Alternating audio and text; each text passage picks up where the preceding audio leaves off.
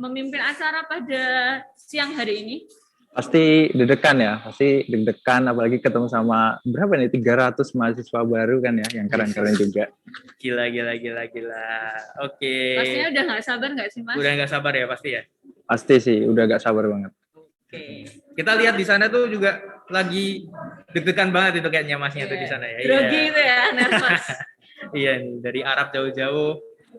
Oke, mungkin langsung aja kita beri kesempatan untuk Mas Zidan ini untuk memulai sesi training yang kedua, training community development. Kepada Mas Zidan, waktu dan tempat kami persilahkan. Oke, terima kasih Mas Enrico dan Mbak Sheila. Ya, selamat siang teman-teman semuanya. Aku di sini panggil teman-teman aja ya.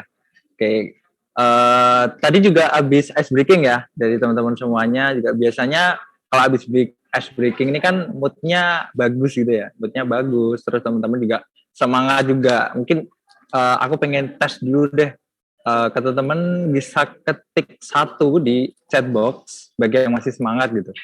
Harusnya semua sih. Wih, siap. Wih, banyak ada ke Prabon, Gendengan, Palur. Oke, siap. Oke, ada 212 nih. Kayaknya semangatnya membara banget ini. Sip, oke. Terima kasih teman-teman semuanya. Ya, karena teman-teman juga udah semangat gitu ya. Kita juga akan masuk gitu ya. Setelah ini ada training kedua teman-teman dari pembicara yang enggak kalah keren juga dari pembicara pertama tadi mengenai training community development seperti itu. Mungkin kita perlu berkenalan nih dengan pembicara siang hari ini dengan Kak Alifa. Apakah sudah bergabung dengan kami? Halo, selamat siang. Halo Kak, selamat siang. Gimana kabarnya Kak? Alhamdulillah luar biasa. Gimana sih Dan dan teman-teman semua kabarnya? Baik, alhamdulillah di sini Kak Alifa. Kak Alifa sedang di mana ini? Di kota apa gitu? Sekarang lagi di Palembang kebetulan. Oke, di Palembang ini teman-teman yang pengen pempek bisa ngobrol nih sama Kak Alifa nih. Oke, siap ya. Di sini ini udah di-share screen oleh panitia. Di sini saya izin membacakan oleh CV pembicara kedua kita ya. Di sini pembicara kedua kita namanya Alifa Alia Zalfa. Bisa di next mungkin. Ya, Kak Alifa ini sekarang tinggal di Serang, Banten atau di Palembang, Sumatera Selatan. Next. Ini bisa di next saja. Kak Alifa ini sepertinya cukup aktif juga di TikTok ya teman-teman, bisa mampir juga. Terus untuk saat ini riwayat pendidikannya Kak Alifa sendiri sedang menempuh di Fakultas Kedokteran Universitas Sriwijaya. Next. Ya, ini untuk beberapa pengalaman organisasinya, mulai dari ada Pengmas BEM, terus juga ada tim komunikasi publik Satgas COVID-19 Nasional 2020, dan juga beberapa organisasi di SMKI ya, wilayah maupun di nasional, seperti itu. Next. Dan di sini untuk riwayat pelatihan dan pendelegasian cukup banyak sekali juga, ada National Multi Development Project, ada rapat koordinasi wilayah, dan masih banyak lagi di sini, teman-teman bisa lihat juga ya. Next. Baik, terima kasih. Jadi itu untuk pemaparan CV atau perkenalan dari Kak Alifa di sini. Jadi Kak Alifa juga aktif ya di beberapa organisasi maupun pengalamannya kayak gitu. Nah, mungkin teman-teman yang nanti saat pemaparan materinya ingin bertanya kayak gitu bisa melalui link Slido. Mungkin panitia boleh di-share untuk linknya, dan tak perlu lama lagi, kita sepertinya masuk saja ke materinya kepada Kak Alifa Alia Zalfa. Waktu dan layar kami persilahkan. Oke, baik. Terima kasih moderator kita, Zidan. Wah, semangat sekali ya moderatornya. Jadi teman-teman semua, moderatornya udah semangat. Nih, aku akan berusaha semangat juga. Nih, lebih semangat dong harus dari Zidan. Dan teman-teman pasti harus lebih semangat juga dari kita semua. Teman-teman semoga abis game study bisa mendengarkan materi dengan baik. Sebenarnya bukan mendengarkan materi ya, kita lebih ke sharing-sharing aja kali ya. Oke, buat panitia mungkin boleh dibantu share screen. Oke, terima kasih panitia ya. Sebelumnya teman-teman kemarin sebenarnya saya diminta untuk isi materinya tentang Komdev, tapi kayaknya takut kaget banget nggak sih langsung ke Komdev gitu. Jadi sini ada sedikit bahas juga tentang dasar-dasar Pengmas yang mungkin sometimes teman-teman tuh nganggapnya ya udah ini bakal ngikutin aja gitu sendirinya gitu. Tapi kayak yang ya baiknya kita tahu dulu lah ya sebelum kita pelajari lebih dalam ke Komdevnya kayak gitu. Oke, jadi dasar-dasar Pengmas ini penting nggak sih? Jawabannya penting ya. Next.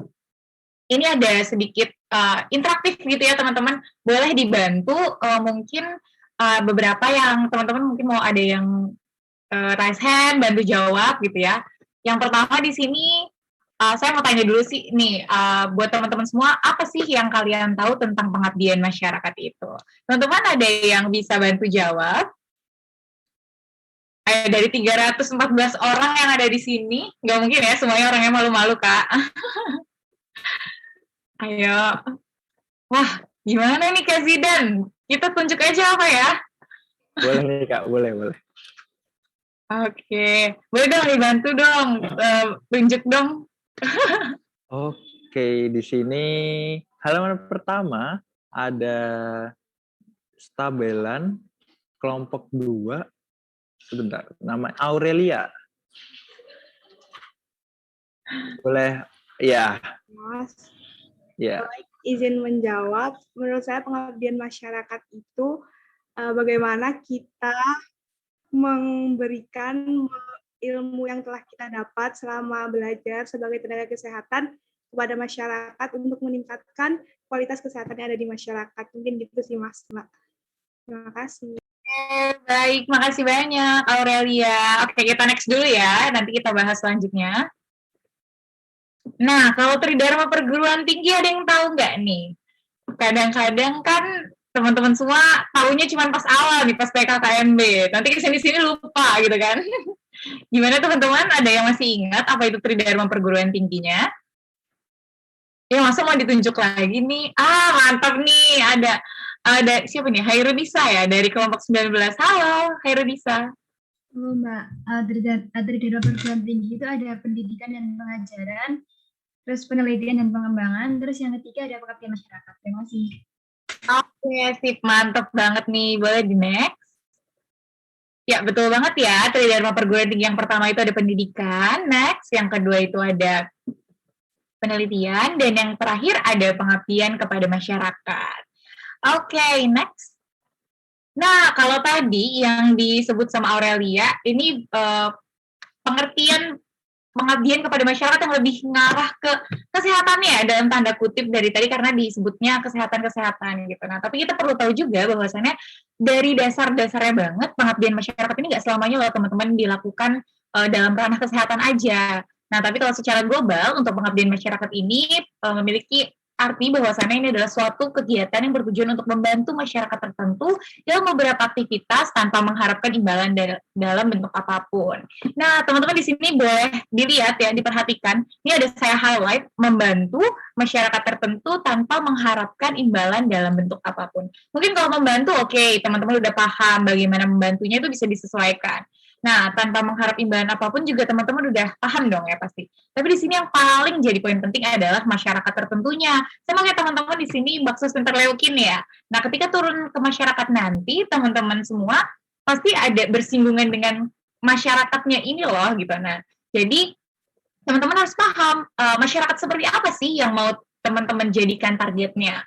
Kalau seandainya masyarakatnya kita bagi menjadi 2 elemen aja ya, meskipun kita tidak boleh mengkotak-kotakan masyarakat, tapi memang hal ini mau nggak mau kita lakukan untuk supaya targetnya gitu ke depannya kita melakukan pengabdian itu benar-benar reach gitu, tercapai gitu.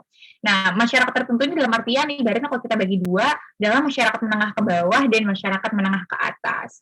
Nah, emangnya kadang-kadang anak-anak itu mikirnya harus banget ya kita kalau mengabdi itu ke masyarakat menengah ke bawah ya. Tapi teman-teman sadar nggak sadar, sekarang di masa pandemi ini, sebagian besar dari kita, mau mahasiswa FK, mau kita melakukan pengabdian secara mandiri, atau mahasiswa lainnya, bahkan pelajar SMA, SMP, dan lainnya, itu melakukan kegiatan pengabdiannya kepada masyarakat menengah ke atas loh. Contohnya kayak yang di sosmed-sosmed sekarang, kita bikin campaign, kita bikin podcast, webinar, lain-lain. Itu kita edukasinya ke masyarakat menengah ke atas loh. Dan justru masyarakat menengah ke atas ini bukan berarti kita nggak bisa ya melakukan pengabdian yang ada hasil outputnya tuh bisa kebaca sama kita gitu. Kan kalau misalnya menengah ke bawah mah enak gitu ya ngelihatnya kadang-kadang. Ya kita kasih bantuan apa, kita kasih penyuluhan apa, terus kita ukur indikatornya apa gitu kan. Ada lah pasti ya, teman-teman kebayang gitu. Tapi kalau menengah ke atas, apakah memang selamanya kegiatan yang online-online ini kita lakukan itu sampai ke mereka? Nah, kalau misalnya teman-teman semua cuma ngelakuin kegiatan di persosmedan ini sekedarnya yang bersifat hit and run, ya nggak akan teman-teman meaningnya itu dapat gitu. Sama kayak kita mau melakukan community development kayak gitu. Kita benar-benar harus tahu arahnya, tahu tujuannya, tahu targetnya siapa. Dan mungkin kalau misalnya di masyarakat menengah ke atas, yang sekarang tuh kita lebih sering malah edukasi teman-teman kita sendiri gitu kan. Nah, sebenarnya yang sering kecolongan sama teman-teman pengmas di luar sana gitu ketika melakukan campaign kan banyak di Instagram nih gitu ya. Mereka tuh cuman sekedar oh ya udah kita bikin campaign yang post berapa, yang likes berapa, selesai kayak gitu. Mereka nggak memperhatikan output apa sih yang sebenarnya mau didapat kayak gitu. Nah, jadi teman-teman semua di sini hal yang memang benar-benar mau aku kasih tahu adalah, jadi intinya kemanapun teman-teman mau nargetin masyarakat yang teman-teman edukasi, yang teman-teman mau beri bantuan, yang mau teman-teman berikan pencerdasan, intinya teman-teman harus tahu goals akhirnya itu apa gitu. Aduh sorry, mohon maaf sebelumnya tadi ada yang jatuh. Harus tahu goalsnya apa gitu. Jadi kalau masyarakat menengah ke bawah, teman-teman itu mungkin it's okay lah ya, bisa dengan materi-materi ringan gitu, karena memang dari tingkat pendidikan mereka juga masih menengah ke bawah juga gitu, sama seperti halnya perekonomian mereka gitu. Nah, cuman dari situ teman-teman juga harus pandai-pandai memilih bahasanya juga kayak gitu. Kalau dari masyarakat menengah ke bawah, secara bahasa mungkin kita harus melakukan penyuluhan atau memberikan edukasi dengan secara yang lebih awam lah ya kayak gitu, dan memang harus secara perlahan gitu. Dan kalau menengah ke atas secara pembahasaan, teman-teman harapannya ya di sini kita kan semua memang masih belajar gitu ya. Kita di sini nggak ada yang lebih pintar, nggak ada yang lebih kurang atau gimana, semuanya kita sama-sama di sini masih belajar gitu. Jadi usahakan ketika teman-teman berkomunikasi, baik itu secara langsung ke teman-temannya kalian di sekitar kalian, atau ke orang-orang di sosial media ketika mengedukasi, itu jangan sampai bahasanya menggurui. Karena banyak sekali kejadian kayak yang pada akhirnya di sosmed itu cuma di skip-skip aja karena ngerasa oh gue udah tahu nih gitu, terus kayak secara penyampaian bahasanya nggak nyampe gitu, dan malah lebih jadinya diremehin kayak gitu. Nah jadi secara pembahasaan teman-teman juga harus tahu ya selain goals itu kayak gimana. Oke, next. Nah oke. Sebelum ke perbedaan antara equality sama equity tadi aku lupa. Kalau lihat dari secara definisi tadi ya sebelumnya, boleh ke sebelumnya dulu. Sorry ya. Itu kan di sini kita lebih fokus ke masyarakatnya aja ya. Tapi sebenarnya emang apa yang kita dapetin dari pengabdian masyarakat itu sendiri? Nah, yang kita dapetin ya, ini dari pengalamanku pribadi sih ya. Sebenarnya Pengmas itu nggak cuma masyarakatnya aja yang dapat, tapi dari kitanya juga gitu.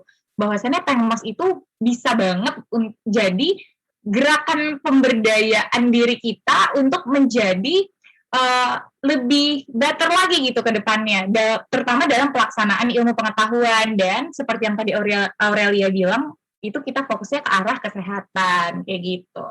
Next. Oke, nah teman-teman mungkin ini ada sedikit lagi mau tanya saya nih, kira-kira teman-teman ada yang tahu nggak perbedaannya equality sama equity? Oke, ini secara bahasa kalau ditranslate gampang banget ya Kak Zidan ya. Oke, apa ini masih pada malu-malu, belum panas atau kayak gimana nih?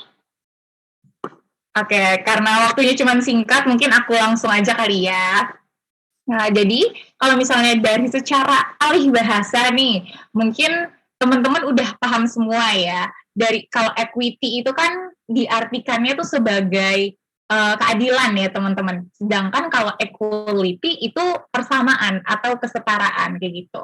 Nah, teman-teman mungkin kalau secara bahasa kita lihatnya sama aja lah gitu kan, sama-sama persamaan, sama-sama memberikan hal yang sama gitu. Tapi ternyata kalau ditilik-tilik lagi, equity sama equality ini sangat-sangat jauh berbeda. Bisa dilihat dari contoh gambarnya teman-teman. Kalau equality memang kan dari segi arti aja persamaan ya. Nah itu apapun kondisi masyarakatnya kita akan memberikan hal yang sama. Misalnya contoh di daerah A itu angka tertingginya ternyata pas disurvei ke puskesmas adalah diare gitu. Di daerah B ternyata demam berdarah, dan di daerah C itu misalnya secara general aja ke PHBS-nya gitu. Nah, apakah hal yang sama kita harus kasih gitu kan? Enggak ya jawabannya teman-teman. Berarti kalau misalnya ternyata tiga-tiganya sama-sama kita kasih materi tentang PHBS. Oke, untuk yang desa C tadi, daerah C tadi, memang langsung tepat sasaran. Tapi bagaimana dengan daerah A dan B? Mungkin sama, teman-teman. Segala sesuatu basic teknis yang kita lakukan di bidang kesehatan ini kan terkait sama PHBS. Tapi apakah nanti penyelesaian akhirnya bakalan hasilnya maksimal atau enggak, itu juga kan berbeda kan, tergantung sama kasusnya masing-masing. Nah, kalau coba kita tilik ke equity, ketika kita memberikan keadilan gitu. Jadi kan adil tuh ibaratnya nggak harus satu-satu, teman-teman. Kalau ayah saya selalu pesan adil nggak harus satu-satu. Nah, contohnya kayak gini. Kalau secara kasus langsung di masyarakat ya, ini supaya teman-teman nyambung aja dulu lah ya. Jadi kalau misalnya, kenapa saya tadi bilang adil itu nggak harus satu-satu, contohnya aku, Zidan, sama Nisa nih, ini adik kakak gitu. Aku udah kuliah nih semester akhir gitu. Aku butuh laptop buat ngerjain skripsi. Sedangkan Nisa masih SMP dan Zidan masih SMA kayak gitu. Nah, mungkin Zidan butuhnya yang lain gitu kan, tapi Zidan kok kakak dibeliin laptop sih, aku enggak kayak gitu kan. Nah jadi kayak yang adil tuh memang benar-benar harus satu-satu. Mungkin kebutuhan Zidan saat itu adalah buku gitu, yang mana buku-buku untuk SBMPTN gitu misalnya, untuk masuk kuliah gitu. Sedangkan Nisa sendiri masih lebih ke arah yang yang anak-anak SMP lah gitu ya. Nah, jadi kan adil nggak harus satu-satu, tapi nanti ketika pada masanya, mungkin Nisa dan Zidan juga akan diberikan hal yang sama, kayak gitu. Sama seperti misalnya kita mengelola suatu daerah dengan angka kejadian penyakit tertentu yang tinggi, kayak gitu. Misalnya berarti kalau yang di daerah A tadi, selain PHBS-nya, kita harus tahu juga gitu loh, bagaimana sumber air bersih yang mereka punya di sana, bagaimana juga kepala daerahnya gitu, selama ini sudah menanggulanginya gitu. Terus pendidikan di sana juga bagaimana, apakah ibu-ibu PKK-nya juga udah mengerti atau belum mengenai cara pembuatan oralit dan lainnya gitu kan. Nah itu kan harus diperhatikan, jadi memang semuanya tergantung siapa tujuannya, siapa targetnya, kayak gitu. Next. Oke, nah teman-teman tadi sempat saya jelasin juga bahwasannya pengabdian kepada masyarakat ini, maksudnya Tridharma Perguruan Tinggi ini sangat berkaitan erat dengan pengabdian kepada masyarakat kayak gitu ya. Makanya tadi kan kenapa di pertama Tridharma Perguruan Tingginya. Nah, karena sebenarnya kayak gini teman-teman. Kadang sebagai mahasiswa sendiri kita suka lupa kayak gitu loh. Kalau misalnya kita punya Tridharma Perguruan Tinggi nih, kadang-kadang kita terlalu fokus sama pengabdiannya aja atau pendidikannya aja, bahkan ya buat anak yang kupu-kupu. Tapi semoga ya teman-teman di sini nggak ada yang kupu-kupu ya. Atau kadang ada beberapa mahasiswa yang fokus ke penelitian aja juga gitu. Nah, teman-teman ternyata hal ini semua bisa dilaksanakan secara satu kesatuan loh, kayak gitu. Contohnya kayak gini, terutama ini proyeksinya ke pengabdian masyarakat ya, karena materi hari ini kan pengabdian masyarakat. Nah, kayak pendidikan nih. Pendidikan ini nantinya ke pengabdian masyarakat itu punya proyeksi bahwasannya pengabdian itu bisa disesuaikan dengan pendidikan kayak gitu. Kayak kita mahasiswa kesehatan kayak gitu. Itu bisa disesuaikan dengan pendidikan kita sebagai mahasiswa kesehatan ini gitu. Kemudian dari pengabdian masyarakat ke pendidikan itu bahwasannya teman-teman sadar gak sadar pengabdian masyarakat itu bakal membentuk jiwa teman-teman untuk mau belajar lebih dalam lagi. Contohnya kayak kita mau melakukan penyuluhan ke suatu desa tentang penyakit A gitu. Nah, mau nggak mau kita harus belajar dulu dong tentang penyakit itu, dan kita pasti akan curiosity-nya lebih meningkat kayak gitu lah, dibanding teman-teman yang mungkin hanya belajar teori-teori dan teori saja kayak gitu. Kemudian kalau dilihat dari proyeksinya ke penelitian, pengabdian masyarakat ini bisa jadi ide dan inspirasi buat teman-teman semua ngelakuin pengembangan di penelitian, atau buat teman-teman nanti ide bikin skripsi kayak gitu kan. Nah itu bisa banget juga loh bahas tentang pengabdian masyarakat. Kalau di SMKI sendiri kemarin kita ada pas kegiatan bulan bakti, mungkin teman-teman semua belum tahu ya, belum ikut gitu kan kemarin. Itu kita ngelakuin pengabdian sambil mengambil data untuk penelitian. Nah itu ternyata bisa loh teman-teman dilakukan secara bersama-sama seperti itu. Jadi nggak harus penelitian aja, pengabdian aja, tapi semuanya bisa dijalankan bersama-sama. Nah, kemudian penelitian juga bisa menjadi aplikasi dan inovasi buat pengabdian kepada masyarakatnya. Next.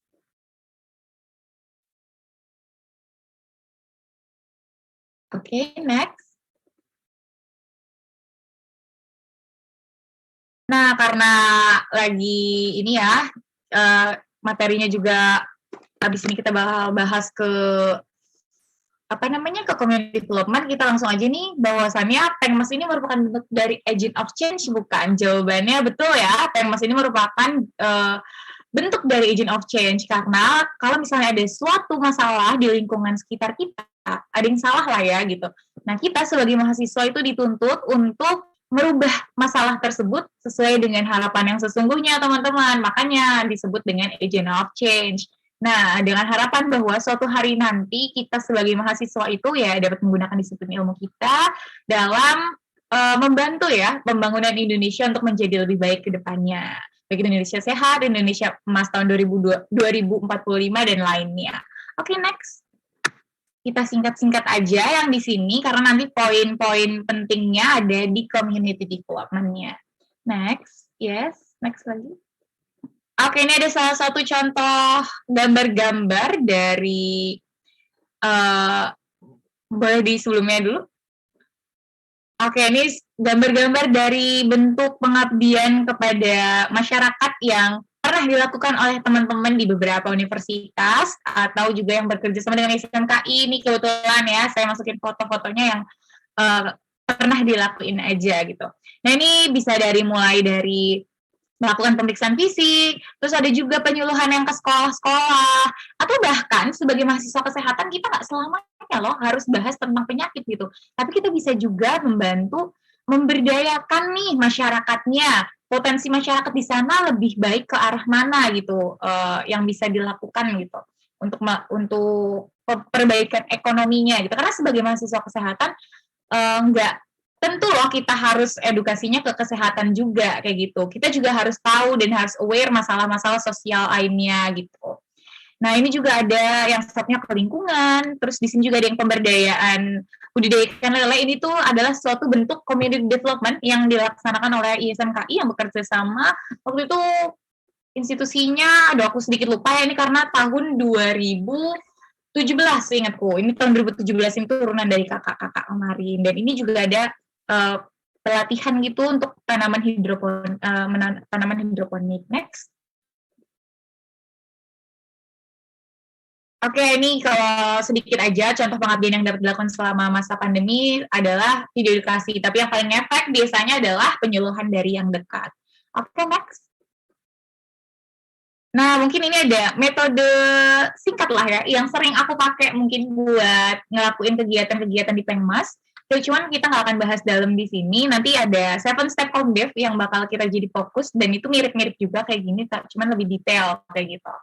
Nah, ini aku makanya ini metode Six Sigma namanya, atau yang biasa dikenal juga dengan metode DMAIC. Ini tuh dulu kalau nggak salah ya, seingatku dipakainya sama CEO-nya Motorola. Aku juga dapat ini sebenarnya dari kegiatan-kegiatan Pengmas sebelumnya gitu ya. Tapi teman-teman ternyata memang bisnis strategi salah satunya yang DMAIC ini atau yang smart kayak gitu ya, yang dipakai di perusahaan-perusahaan itu justru malah memang lebih bagus lagi kalau dipakai di Pengmas kayak gitu. Karena sudah ada analisisnya loh gitu untuk mencapai suatu keberhasilan gitu. Nah, yang ini DMAIC itu singkatan dari Divine measure, analyze, improve, dan control. Nah, mungkin untuk pembahasannya kapan-kapan bisa kita lanjutkan ya teman-teman, karena fokusnya bukan di sini sekarang. Next. Nah, cuman nih kadang-kadang kita sebagai sebagai mahasiswa punya hambatan sendiri dalam melakukan kegiatan Pengmas gitu. Yang pertama, malas. Yang kedua, jijik gitu loh. Kadang-kadang ngerasa di suatu daerah ada hal yang nggak sesuai sama culture kita gitu. Mungkin buat beberapa orang biasa-biasa aja gitu ya. Bahkan malah jadi lebih semangat. Tapi nggak sedikit juga teman-teman yang merasa jijik. Dan kalau dilihat dari strata sosial ya teman-teman, mahasiswa FK kan rata-rata mahasiswa menengah ke atas gitu ya, yang strata sosial menengah ke atas. Nah, mereka banyak juga loh yang nggak mau turun untuk ke hal-hal seperti itu. Nah, yang ketiga ini adalah jaraknya jauh biasanya teman-teman, karena biasanya di sekitar kampus udah memadai semua gitu loh, udah cukup untuk dilakukan pembinaan seperti itu. Next. Nah, solusinya kita harus punya goals seperti yang dari awal aku bilang. Kemudian juga ingat diri kamu mau jadi apa ke depannya. Kalian kan mau jadi dokter nih, mau jadi tenaga kesehatan nih ke depannya. Masa iya sih untuk hal-hal seperti ini gitu. Kenapa enggak kalau kita bisa lakukan dan belajar dari sekarang supaya memang nantinya skill kita lebih baik lagi gitu. Dan kita harus mengubah pola pikir kita bahwasannya sebagai seorang calon dokter ke depannya, kita tuh justru bukan harus menaikkan gengsi kita, tapi malah kita harus menurunkan gengsi kita, terus kita juga harus bisa menyesuaikan dengan kondisi lingkungan yang ada. Dan ini sangat-sangat kepake buat di community development-nya nanti juga, teman-teman. Next. Oke, next aja mungkin kita ke PPT yang selanjutnya ya. Untuk masalah SDGs, terus masalah yang lain-lainnya, kita bahas kalau ada kesempatan untuk ketemu di berikut-berikutnya. Oke, thank you panitia yang udah share screen. Jadi, teman-teman semua, back to topik utama kita nih. Ini kita punya waktu kurang lebih 20 menit untuk bahas tentang community development. Nah, sebenarnya apa sih community development itu? Haruskah community development itu di sebuah desa? Karena kadang-kadang di beberapa institusi, selama 3 tahun saya jalanin Pengmas dari wilayah, di institusi sendiri maupun di nasional, itu rata-rata mereka salah paham gitu. Bahwasannya community development ini harus di sebuah desa. Ternyata enggak loh, kayak gitu kan. Dan untuk berapa lama waktu yang dibutuhkan, itu juga bisa disesuaikan gitu. Nggak harus berpatokan dengan harus 1 tahun, harus 2 tahun, 3 tahun, itu enggak gitu ya teman-teman. Bisa disesuaikan dengan besar kecilnya masalah yang kita mau pilih gitu. Kita mau perbaikinya di mana gitu. Nah, terus bisakah seorang mahasiswa ini bergerak mandiri untuk melaksanakan community development ini? Ataukah harus melibatkan stakeholder? Nah, nanti kita bahas ke depannya. Next.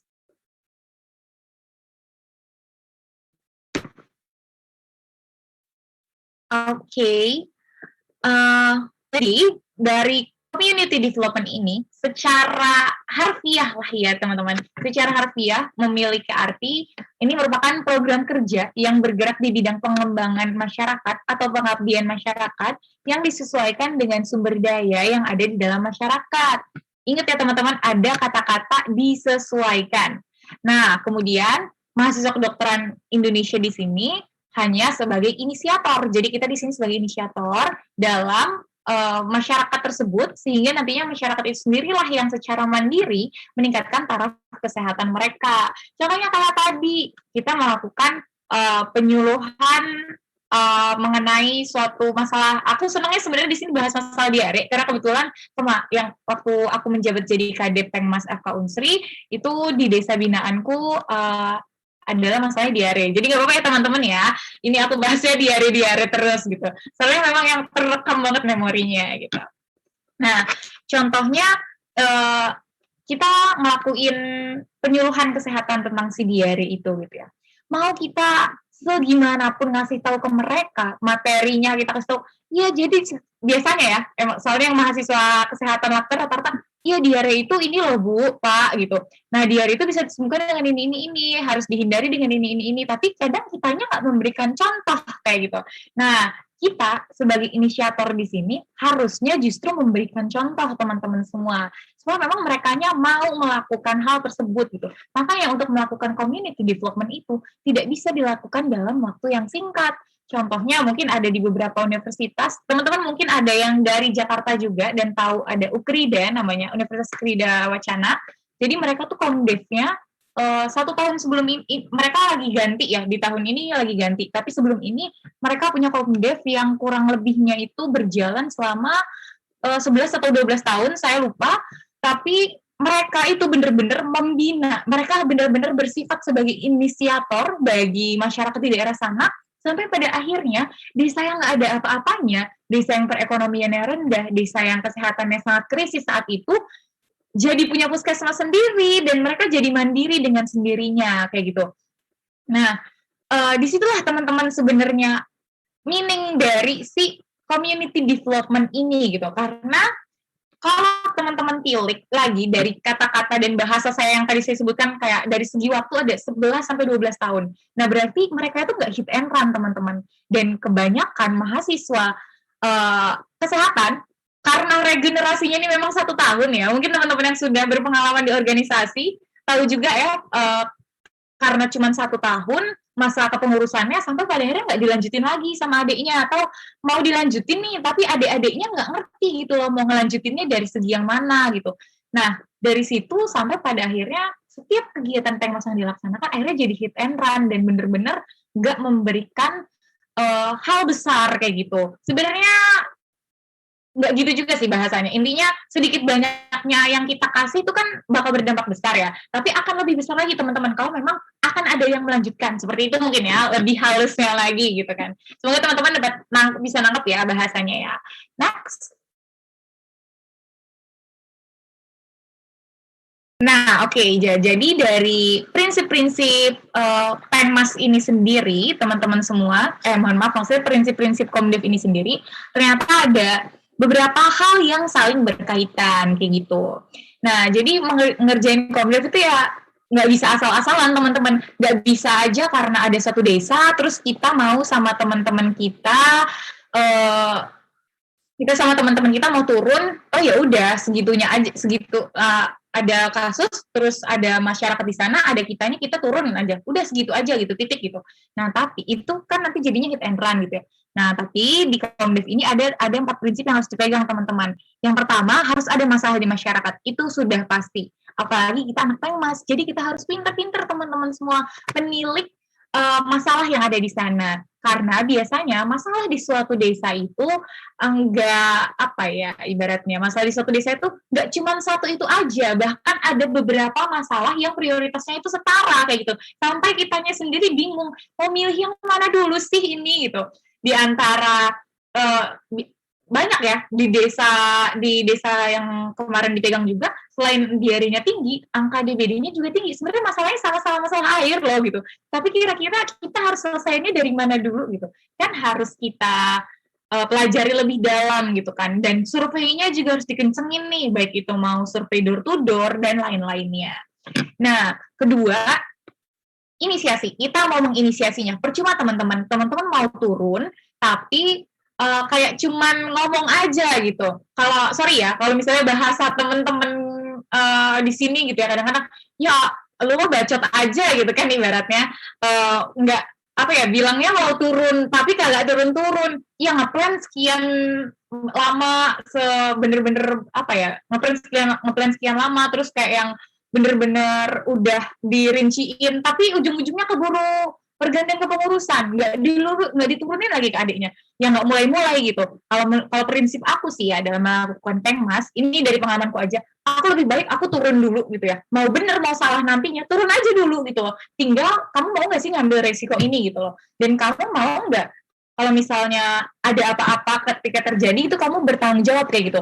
Nah, satu, kalau aku udah lihat ada masalah di masyarakat, dua, aku sebenarnya turunnya ini sebenarnya belum masuk inisiasi, tapi aku berani turun ke sana tuh maksudnya berani melakukan pendekatan ke masyarakat di sananya dulu, sehingga ketika kita mau melakukan inisiasi kita nggak lagi mulai dari nol teman-teman semua. Jadi kayak bener-bener udah ada ikatannya dulu nih sama masyarakat gitu. Walaupun cuma sekedar main ke sana gitu, masyarakat pasti bakal welcome kok kayak gitu. Entah main sama anak-anak di daerah sana atau ikut misalnya ada ibu-ibunya suka arisan atau suka kumpul-kumpul sore hari di balai desa atau gimana. Di sini masih ada yang kayak gitu kebetulan. Jadi ikut aja dulu ke sana, izin sama kepala desanya, Pak, kita dari FK Unsri misalnya. Karena aku dari Unsri ya teman-teman. Sorry nih. Kita dari FK Unsri mau ikut dong Pak, turun kegiatan di masyarakat sini, ada kegiatan apa aja ya Pak. Kedepannya insya Allah kita bakal melaksanakan ini. Tapi kita mau lihat dulu, tergantung sama potensi desanya. Nah baru ketika inisiasi teman-teman semua, dan ketika teman-teman turun pertama itu, ya lihat juga sumber dayanya kayak gitu loh. Masyarakatnya kira-kira welcome nggak sama kita? Masyarakatnya aware nggak sama apa yang mau kita angkat? Sama apa yang mau kita beri ke mereka kayak gitu. Baru inisiasinya dikencengin, masuk kita ke sana, bawa teman-teman semua, terus susun jadwal dan lain-lain. Terus kita juga masuk ke tahap-tahapan yang harus dilakukan. Terus baru deh tujuan akhirnya adalah membuat desa tersebut atau setidaknya komunitas tersebut menjadi mandiri. Hal ini akan menjadi berkesinambungan gitu. Ketika suatu daerah, suatu komunitas, desa dan lainnya itu sudah mandiri, baru nanti itu bisa kita lepas teman-teman. Nah, tapi nggak jarang juga teman-teman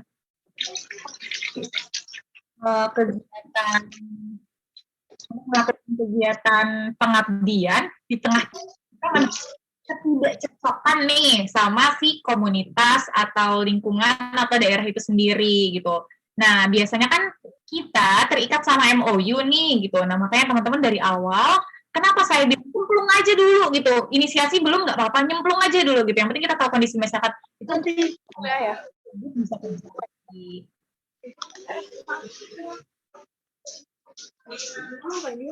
Aku kayak gini pasti kayak gitu.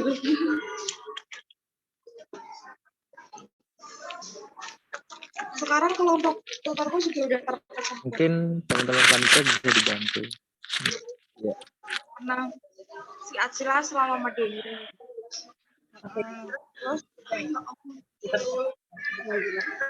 Terus habis itu yang Bagas sama Farin sama David. Terus Alea masuk Oke, ini ya, terus aku sama Asma, bisanya aku Asma apa ya? mungkin teman-teman kelompoknya bisa diingatkan. Brenda itu sama sobat KMK ya. Jacqueline, Felis. Halo teman-teman. Kak. Boleh di next dan di mute sebentar. Oh ya, sudah sepertinya Kak. Oke. Setengah jam. Nggak apa-apa ya. Next. Nah, teman-teman kita masuk ke 7 step Komdev-nya nih. Basic yang maksudnya teman-teman udah megang lah ya setidaknya gitu. Nah, jadi Komdev itu sendiri sebenarnya ngelaksanainnya gimana sih kayak gitu. Nah, teman-teman ini yang aku pegang, yang aku sharingin ke teman-teman semua adalah yang yang apa ya, ibaratnya step yang udah diadaptasi dengan kondisi-kondisi di masing-masing institusi melalui teman-teman community empowerment dari ISMKI ya. Jadi sedikit banyaknya sebenarnya kurang lebih untuk di luar sana bisa digunakan juga. Oke, next. Ini jadi yang pertama ada tahap, sorry sebelumnya. Sorry ya. Nah, jadi yang pertama di 7 step Komdev ini ada yang namanya tahap engagement. Yang kedua ada tahap assessment. Yang ketiga ada tahap perencanaan program. Keempat ada tahap pemformulasian rencana aksi. Kelima ada tahap implementasi. Dan keenam ada evaluasi sama hasil perubahan. Yang terakhir ada terminasi atau transisi ketika si Komdev-nya ini dirasa sudah memenuhi apa yang kita inginkan, udah memenuhi indikatornya kayak gitu. Next, ini karena waktunya tinggal 10 menit lagi, aku jelasinnya secara singkat padat aja ya. Nah, contoh yang pertama mohon maaf, maksudnya tahapan yang pertama di sini ada tahap engagement. Nah, teman-teman semua, mungkin tadi udah ngisi pretest ya, boleh sambil dicek-cek siapa tahu jadi soal di post-test juga. Nih jawabannya bener nggak sih tadi gitu kan? Nah, jadi tahap engagement ini teman-teman semua tahap yang sangat-sangat penting karena ini merupakan tahap proses pendekatan awal yang dilakukan di community development atau dalam pengembangan masyarakat secara global ya teman-teman.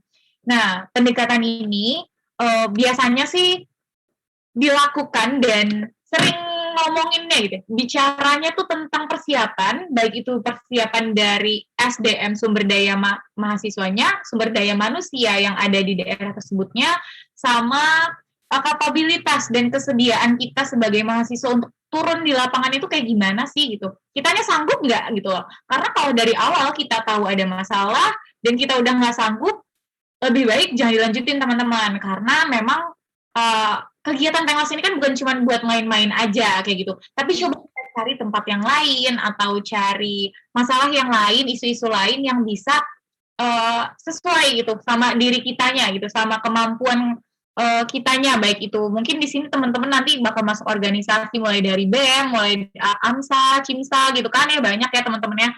Nah itu nanti disesuaikan dengan orang-orang yang ada di dalamnya juga gitu.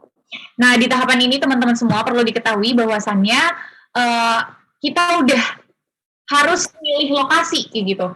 Atau wilayah lah ya, sasarannya tuh siapa kayak gitu, supaya memang nanti di step selanjutnya kita benar-benar bisa langsung turun gitu, nggak observasi lagi gitu, observasinya cukup di sini aja dan interaksi masyarakat juga bisa dilakukan di sini. Nah ini contoh di sebelah kanan saya, ini adalah contoh kegiatan engagement yang biasa dilakukan sama teman-teman di institusi-institusi lain. Yang pertama contohnya bisa lakuin survei kesehatan di puskesmas, kita minta datanya dulu nih ke puskesmas, tapi jangan langsung ya datang ujuk-ujuk ke puskesmas, Pak, Bu, saya dari ini mau minta data tentang profil kesehatan daerah ini ya. Jangan gitu lah gitu. Kita ada soan-soannya dulu ya teman-teman semua. Kita PDKT juga sekalian, siapa tahu memang kita bener gitu mau di desa itu atau di komunitas itu. Nah, terus yang kedua di sini ada melakukan kunjungan awal ke desa atau komunitas sesuai dari data puskesmas tadi untuk pendekatan perizinan dengan tetap mematuhi protokol kesehatan ya teman-teman ya, apalagi saat ini dalam masa pandemi COVID-19. Nah, jadi setelah kita punya datanya, profil kesehatan mereka di sana bagaimana, kita ke kepala desanya nih, biasanya nih kepala desa dulu gitu. Atau misalnya kita mau ngambilnya cuman per RT, per RW kayak gitu. Nah, itu bisa juga teman-teman kayak gitu. Kita lihat nih di desa sana kira-kira bagaimana gitu. Kunjungan awal nih sebenarnya jangan sampai teman-teman bersifat menjanjikan gitu ya. Kalau berbicara jangan sampai bersifat menjanjikan kepada desa atau komunitas yang ada di sana gitu. Karena bisa jadi setelah ini yang kita lihat, oh ternyata mereka sudah jauh lebih mandiri atau sudah tidak memerlukan bantuan kita lagi nih kayak gitu kan. Jadi teman-teman harus bisa menyesuaikan dari segi bahasa tadi juga ya, harus diperhatikan, apalagi anak Pengmas ya, dari segi pembahasan benar-benar harus belajar lebih dalam lagi. Terus di tahap engagement ini juga kita tentuin desa tersebut cocok nggak akhirnya gitu untuk jadi sasaran Komdev kita. Next. Yang kedua itu ada tahap assessment tadi. Nah, tahap assessment di sini teman-teman semua, ini adalah proses pengidentifikasian masalahnya kayak gitu. Pengidentifikasian masalah dan mengidentifikasi juga kebutuhan dan potensi masyarakat yang besar yang bisa dimanfaatkan tuh apa sih kayak gitu. Dan bentuk kegiatan yang biasanya dilakukan adalah kayak perumusan kebutuhan, mohon maaf, menurut saya di sini ada perumusan kebutuhan dan masalah masyarakat tadi, kemudian identifikasi potensi masyarakat dan penilaian itu. Contohnya adalah tadi udah dapat desanya, profil kesehatannya udah ada gitu. Nah, tapi kan dari profil kesehatan belum tentu kan masalahnya cuma itu aja. Nah, tapi coba kita mix and match antara masalah-masalah lain yang ada di masyarakat. Oh, oke. Satu, ternyata dari puskesmas profil kesehatannya seperti ini. Dua, dari masyarakatnya ternyata juga nggak aware gitu. Kita udah ada sumber air bersih yang dikoordinir misalnya dari pihak daerah gitu ya.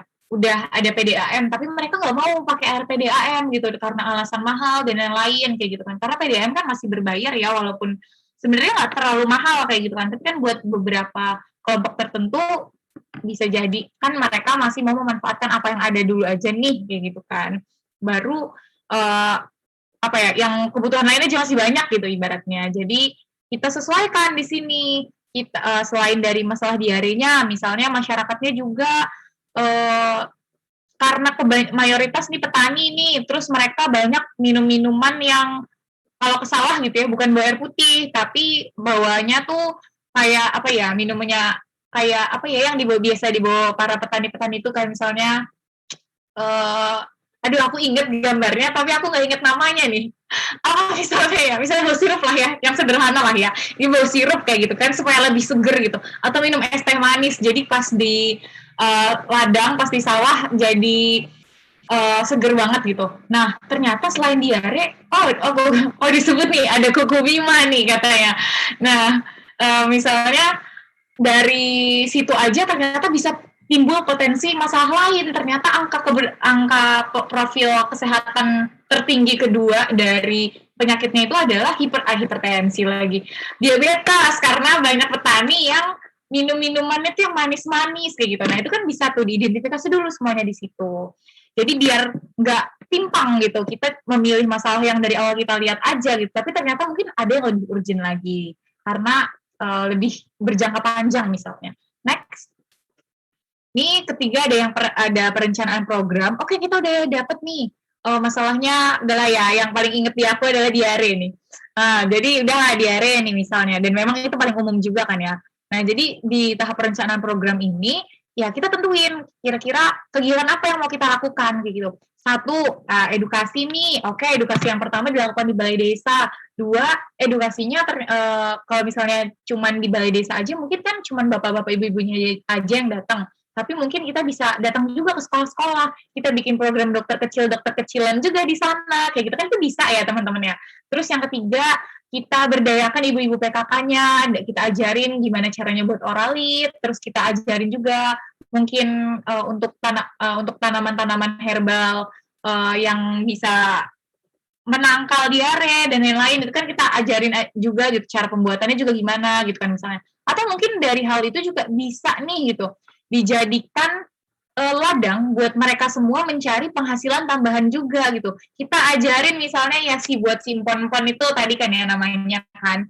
Nah, buat di sana itu terus nanti buat masyarakatnya nanti bisa kalau udah bisa ngolahnya bisa jual online juga dan lain-lain, kita ajarin semuanya. Kan selain dari segi angka diarenya menurun, terus dari tingkat pengetahuan masyarakatnya meningkat. Nah, dari segi perekonomian juga bisa meningkat dari sana gitu. Jadi benar-benar dirancang lah programnya mau apa gitu. Oke, sebenarnya nih waktunya sisa 1 menit lagi. Izin minta waktu 5 menit ya, mungkin teman-teman panitia. Next, dari abis perencanaan program, langsung nih kita aksinya gimana gitu. Pemformulasian rencana aksi ini namanya. Jadi sebelum implementasi, kita pastikan lagi teman-teman, apakah si perencanaan program tadi udah benar-benar bisa dieksekusi dengan baik atau enggak nggak sih gitu. Emang sesuai nggak sama bagaimana kebiasaan masyarakat di sana gitu. Karena percuma program kita mau sebaik apapun kita buat, tapi kalau masyarakatnya nggak bisa masuk ke sana dan memang memiliki pemahaman yang kurang ke arah sana, ya nggak bisa teman-teman gitu. Karena kan balik-balik lagi di teman-teman di masyarakatnya itu kan yang nanti bakal mengubah kebiasaan mereka sendiri gitu kan. Percuma kita berkoar-koar kalau masyarakatnya nggak mau berubah kayak gitu. Jadi di pemformulasian rencana aksi sekali lagi ditegaskan dipilih mana yang paling prioritas dan usahakan di pemformulasian rencana aksi ini buat permintaan bantuan proposal. Nah ini terkait sama stakeholder. Oke, ini sebenarnya waktunya udah habis. Aku minta waktu 5 menit ya panitia ya. Oke, jadi dari pemformulasian rencana aksi ini, kenapa kita harus mau dan bisa juga buat proposal? Nomor 1, teman-teman, kita masih mahasiswa. Kita mahasiswa FK di sini.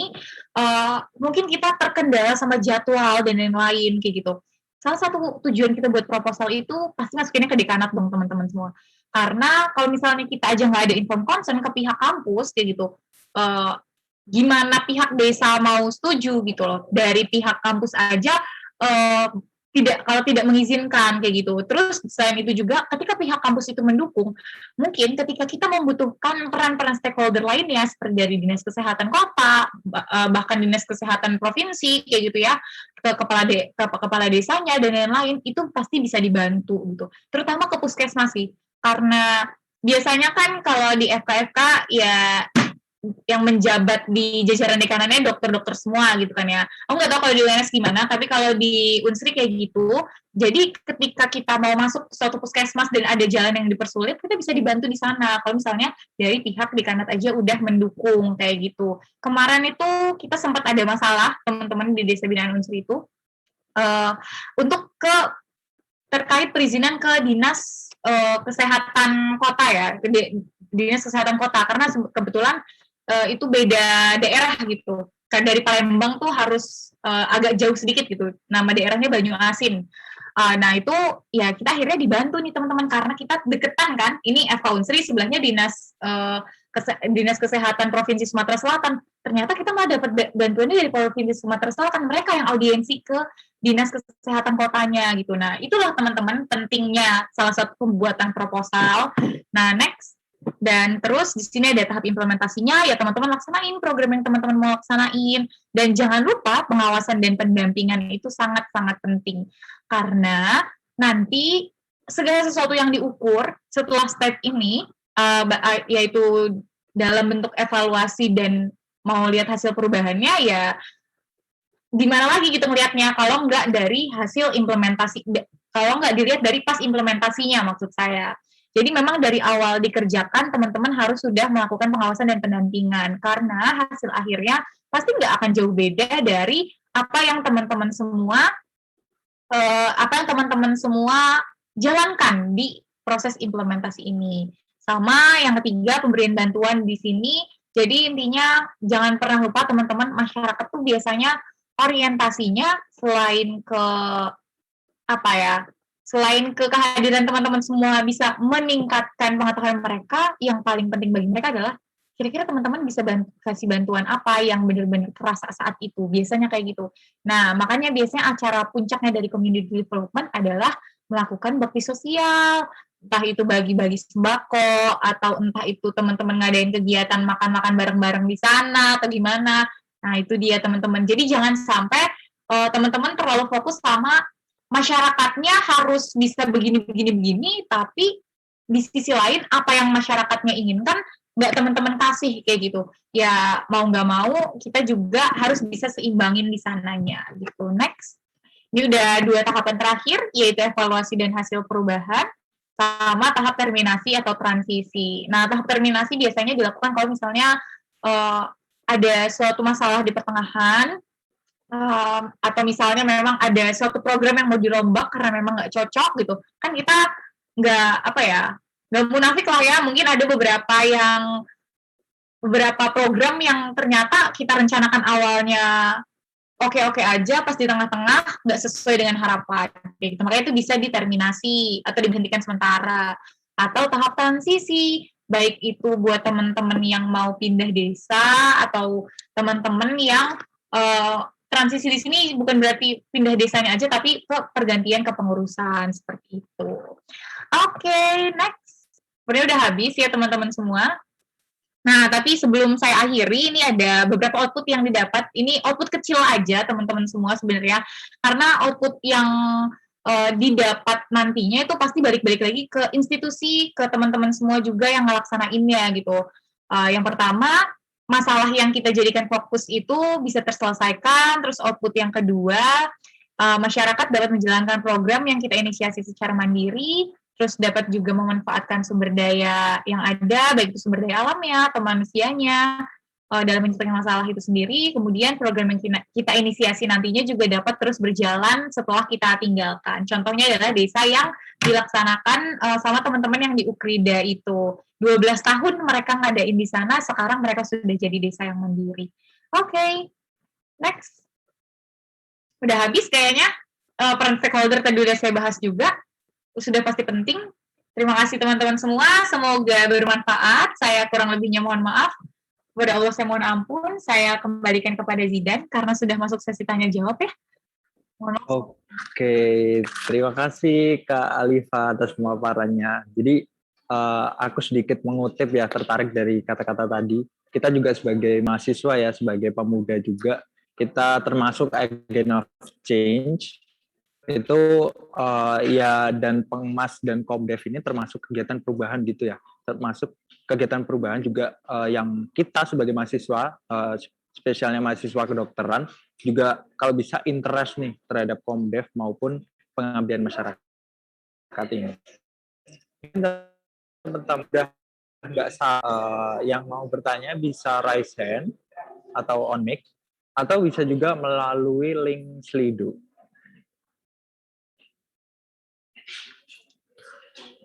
Oke, mungkin karena belum ada yang raise hand, di sini sudah ada di Slido-nya dari anonim nih, Kak Alifa, izin bertanya, menurut Kak Alifa sendiri, kriteria desa apa saja yang cocok dijadikan sebagai tempat community development?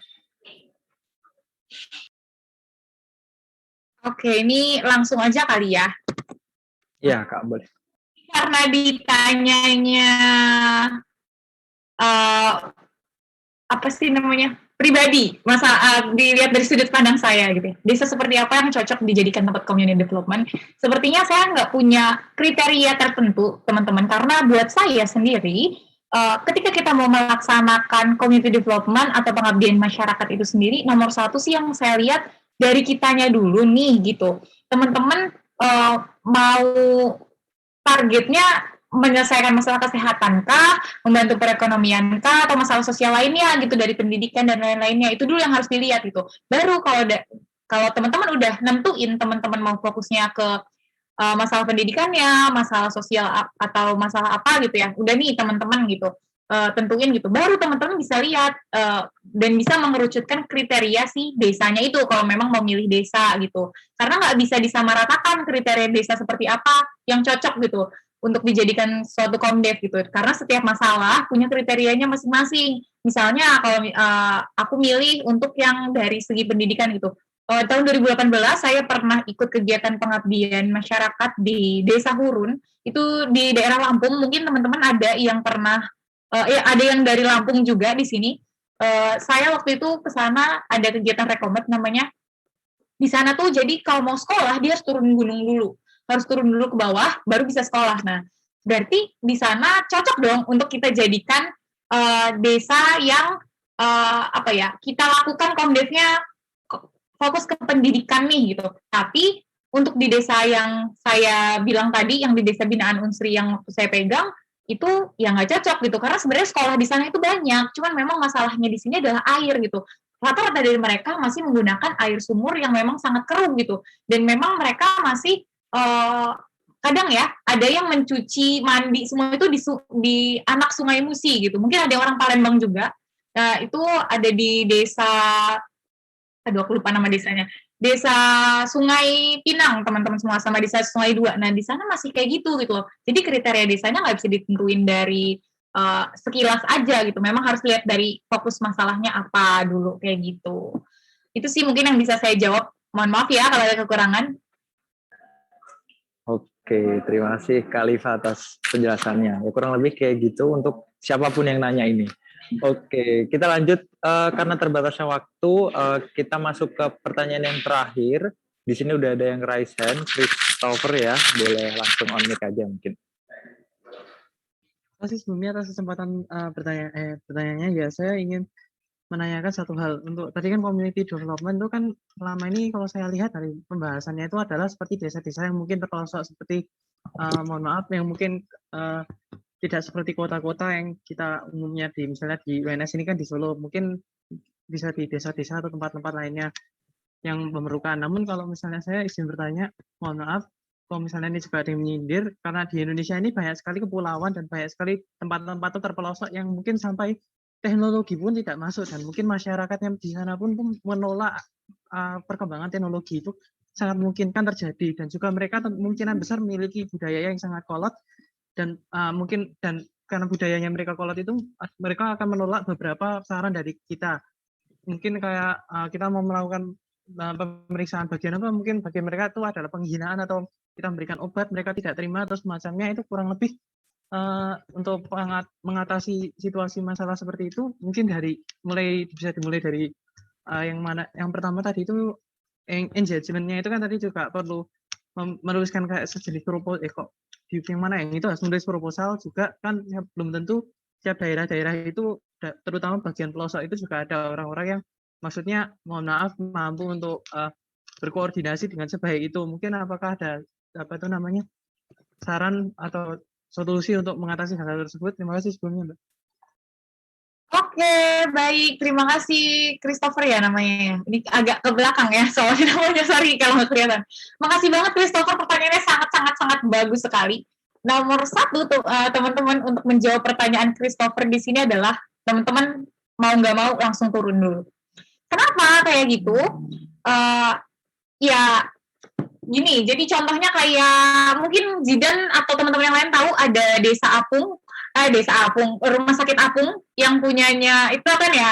Nah, Rumah Sakit Apung itu kan salah satu contohnya adalah mereka turun aja dulu gitu loh. Datang dulu ke sana, baru nanti sebelum kita melakukan tindakan, ya baik itu tindakan preventif promotif ataupun pengobatan lainnya gitu, kita ngelakuin pendekatan dulu gitu ke masyarakat di sana. Jadi kata saya tadi, kalau kenapa yang tadi sebelum inisiasi, saya lebih baik saya mau turun dulu. Karena kalau misalnya kita langsung turun ngasih tahu tujuan kita tanpa kita mau kenal sama mereka, merekanya pasti udah pasti langsung nolak gitu. Jadi ketika kita turun, kita lakuin pendekatannya itu jangan kayak seolah-olah kita melakukan pengmas, tapi ya kita hadir seolah-olah kita mau jadi masyarakat di sana kayak gitu loh. Baru tuh teman-teman kalau kita udah ngambil hatinya, pelan-pelan itu prosesnya memang sangat-sangat lama ya pasti.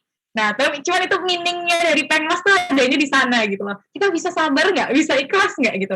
Nah, baru kita bisa pelan-pelan masuk nih ke nyudutin ke arah yang mau kita perbaiki di arah yang mana gitu. Biasanya untuk hal-hal seperti itu kurang lebihnya waktu yang dibutuhin sekitar bisa ya teman-teman sekitar 6 bulan sampai 1 tahun itu bisa jadi itu baru pendekatan aja kayak gitu.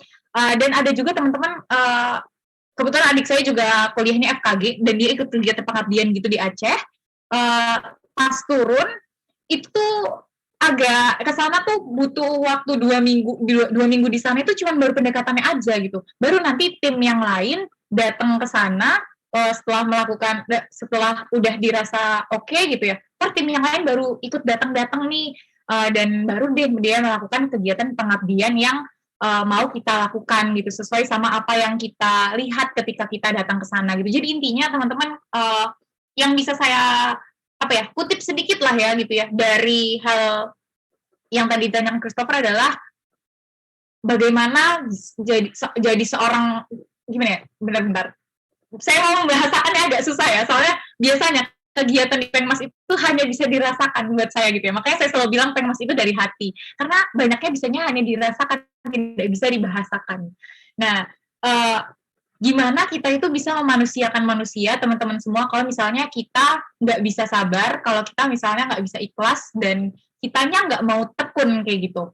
Karena teman-teman semua, sebagai seorang dokter nanti aja gitu ya, entah teman-teman mau kerja di desa, di kota, dimanapun, pasti akan ada masyarakat yang bebel dan nggak mau denger apa yang teman-teman kasih tahu kayak gitu. Bahkan kalau teman-teman kerja di rumah sakit sekalipun, ada aja pasti nanti pasien yang datang ke teman-teman semua terus nanti bilang, dokter tapi menurut Google saya bukan sakit tipes loh dokter, dari gejalanya saya sakit DBD loh. Itu salah satu contohnya kayak gitu kan. Jadi kayak sampai kapanpun akan selalu ada yang nggak mau dengar kita, akan selalu ada yang mau nolak kita, tapi seberapa kita mau bertahan untuk memperbaiki pola pikir, cara pandang, dan pengetahuan yang mereka miliki itu. Jadi sekian mungkin dari saya, semoga menjawab ya Christopher ya. Terima kasih, saya kembalikan kepada moderator. Terima kasih Mbak Liva. Ya, terima kasih Kak Liva dan Christopher ya udah bertanya tadi, bagus banget untuk pertanyaannya maupun jawabannya dari Kak Liva. Oke, mungkin karena terbatasnya waktu juga teman-teman semuanya, mohon maaf. Mungkin yang masih kepo bisa atau yang belum dapat kesempatan mungkin bisa menghubungi Kak Liva melalui Instagram mungkin Kak, boleh? Boleh banget, silakan. Ya. Oh ya, siap. Ya, itu ya teman-teman. Jadi oke, mungkin setelah ini kita ada sedikit kenang-kenangan nih Kak Alifa. Mungkin dari panitia boleh di-share screen. Dan saya persilahkan untuk penyerahannya ini kepada Mbak Faiza selaku perwakilan Baksos Interleukin 2021. Oke, terima kasih Mas Zidan. Sebelumnya halo Mbak Alifa, salam kenal. Halo. Ya, makasih banyak ya Mbak udah mau mengisi di acara Bagus Interleukin ini. Semoga apa yang disampaikan bisa memberikan insight baru buat adik-adik maba dan semoga teman-teman juga bisa makin paham gitu ya tentang Komdev. Oh iya, ini ada sedikit kenang-kenangan dari kami berupa sertifikat. Mohon diterima ya Mbak Alifa. Ya, terima kasih banyak teman-teman semua. Terima kasih dan yang lainnya yang udah memberikan kesempatan kepada saya untuk sharing-sharing sama teman-teman di sini. Oke, mungkin kita foto dulu ini. Mungkin teman-teman Ya, panitia boleh. bisa dibantu aba-aba.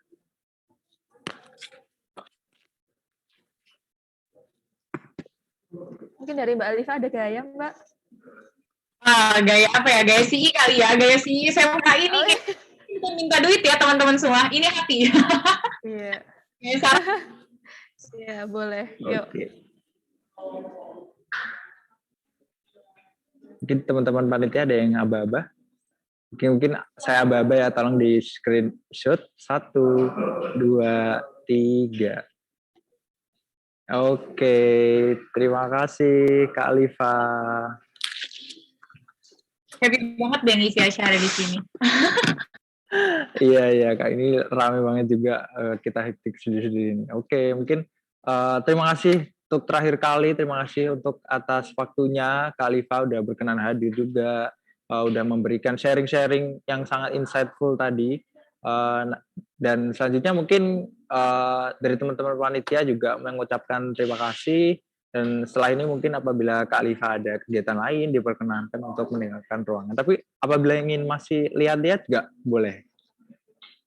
Oke, baik. Terima kasih ya. Terima kasih Zidan udah memandu acara kegiatan siang hari ini. Terima kasih juga buat teman-teman yang udah bertanya, udah menyimak dengan baik, dan seluruh panitia. Saya mohon izin live aja ya, mungkin Zidan ya. Terima Ya, kasih. terima kasih Kak Alifa. Sampai jumpa.